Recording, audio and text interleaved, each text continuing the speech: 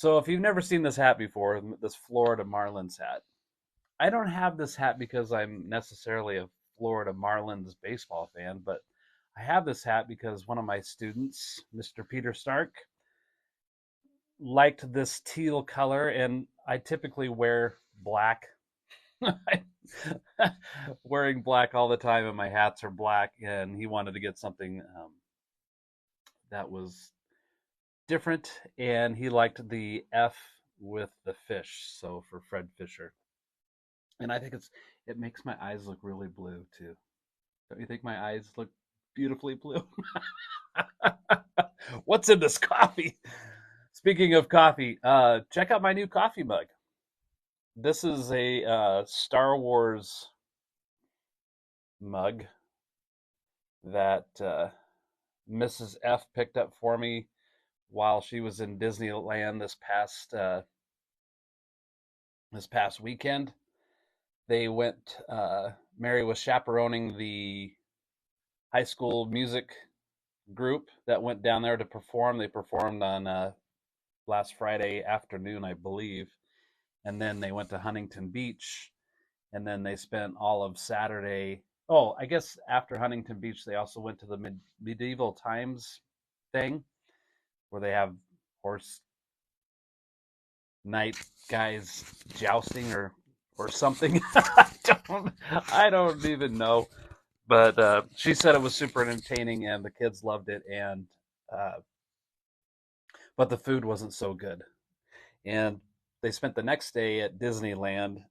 I've never been to Disneyland. I've been to Disney World, but she showed me video and pictures of all the Star Wars things, and it looked amazing just in video and pictures. So just in person, I think that it's got to be even more exciting. And of course, because I do my coffee show, needed a new mug, and I really like it. On the inside, it says "Strength through Order."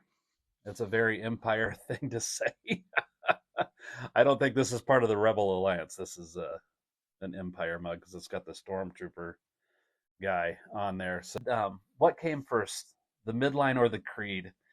And we can't help when Midline performs and having a presence in YouTube and social media that people who are just finding out about the band or discovering the band for the first time, they'll say things like, well, sometimes people can be mean, but they'll say things like, oh, a Creed ripoff, or you guys sound a lot like Creed.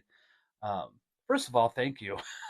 It's a compliment, I think, when somebody compares you to a band that sold millions of records.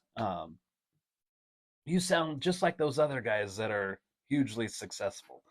Uh, the truth of the matter is, Midline had been around about 7 years prior to Creed. So what came first, Midline or the Creed? Midline came first.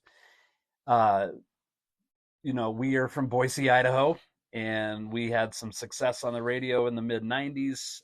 That's when 100.3 was independently owned, and they had the freedom to play music that they felt like playing. They weren't owned by a big conglomerate company like most radio stations are now. So of course, locally we had our name was out there, and then throughout the Pacific Northwest and heading into Southern California. Well, when Creed was born, I believe they're from Florida, and so they're in a much denser populated area. And when those guys started touring, they, on the East Coast, they can travel shorter distances to bigger metropolitan areas, where here, you got 4 or 5 hours to Salt Lake. You got another 8 hours to Spokane, 8 or 9 to Seattle, Portland, 16 to 18 hours to Southern California. So huge distances to travel. Whereas in the East Coast, you're in Miami Beach and Tallahassee and Tampa and all of those places, and then you're immediately into Georgia and the Carolinas, and yeah, so those guys were able to pick up steam really fast, and of course got a record deal with Wind Up Records, and got money behind them to push. And so their popularity was going like this, while ours was kind of going like that. So when it comes to who had this sound first, it would be us.